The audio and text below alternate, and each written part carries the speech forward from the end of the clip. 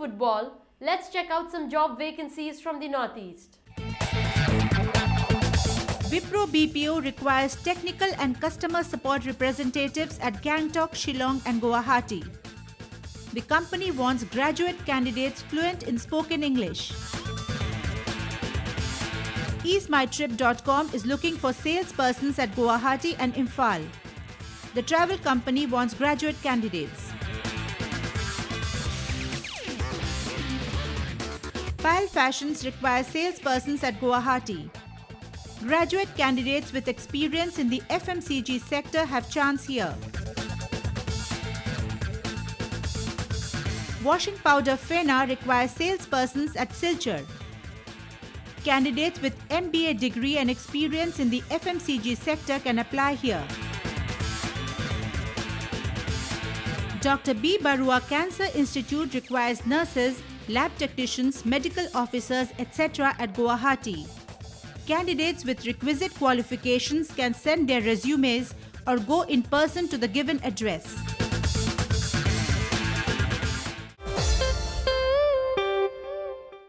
In our last section today, we shall show you a function held by Paite and Zomi youth in Delhi.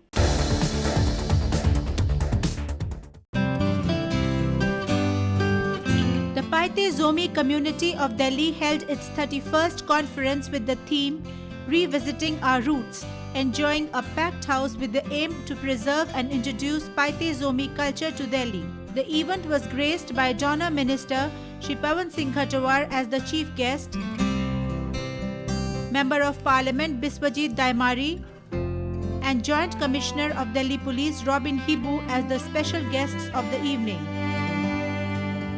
The evening began with Paite students of Delhi singing their anthem, Poo Khoikhandi, and the Zo kids enthralling the gathering with a delightful performance.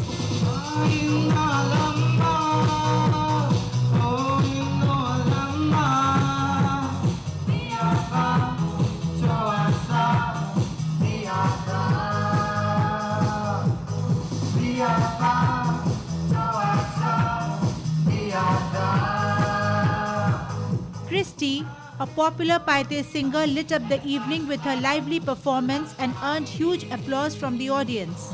I'm going through, nothing to lose. Far away, ricochet, you take your aim. Far away, you shoot me down, but I won't fall. I'm titanium. Later, many interesting cultural performances, including the post-harvest dances, Zangta Lam,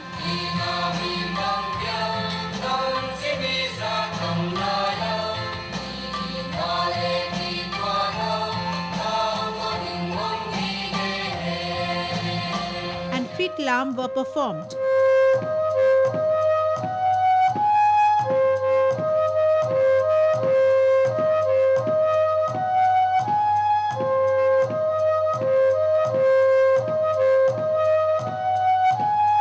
The Paites too have their unique version of bamboo dance called Suktua Lam, which was performed with much elan.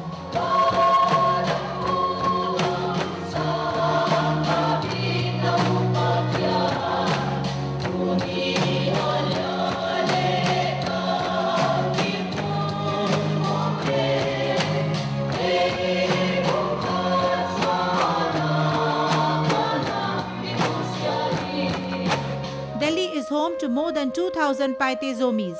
It is to make them and other northeastern people feel safe that the capital has round-the-clock police and advocate helplines, among other things, which Robin Hibu pointed. Delhi Police is the first police force in the country where we have started standing order procedure based on zero tolerance for any kind of discrimination. We have a nodal officer in the districts. We have a PIB representative from each and every state, and they have been given a training, they have been given awareness, and it has been made known to all the officers of Delhi Police on the ground. They are I would say, the ambassador. They would like a bridge between the Northeast people and Delhi Police. And being a nodal officer, I am in touch constantly with them, and they are the person who if there's any problem, and they used to get touch with them, and we redress the problem in a very amicable way. Not only that, even we have started the volunteers of the advocates who are willing to help us. We have already 9 High Court and other advocates they've given their willingness so that they give any assistance in the need in the hours of need. Apart from that, we are exploring to start a martial art class along with some martial art club and Delhi police along with Delhi crime against women, so that we are exploring at the South Delhi. And we have met the Vice Chancellor of the Delhi University and JNU also to start Hindi speaking class for the Northeast boys and girls during Saturday or Sunday, so that they can learn the Hindi speaking. Minister Pawan Singh Ghatawar talked about the many hostels for the Northeast youth opened by the government in Delhi, as also about the livelihood projects introduced in the Northeast. We have taken lot many the development program in the Northeast region. Recently, we are going to take 2 districts in Manipur, 8 districts in the 4 states for the Northeast Livelihood Project, by which we are going to reach to the family in the grassroots level and help them in their agriculture, in their animal husbandry, in the marketing of their produce and other things. I have already launched this project in Sikkim and Nagaland. Now we are going to launch this project in Arunachal Pradesh and Manipur. And also we are providing a scholarship to the children from the northeastern region to pursue higher training in service sector, in technical sector, in the best of the institution in India. About 6 to 8,000 children every year from donor ministry and Northeast. We are trying to send them out from the Northeast to take the higher training. Well friends, it's time now for us to wrap up the episode. Before going, check out the names of the contest winners of the week. For our contest section, we had asked you what did we show in the sports section. The answer is boxing in the 59th National School Games. The winners are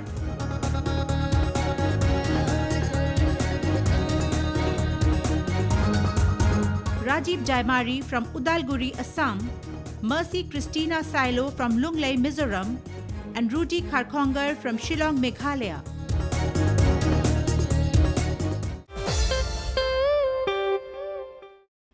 Congratulations winners!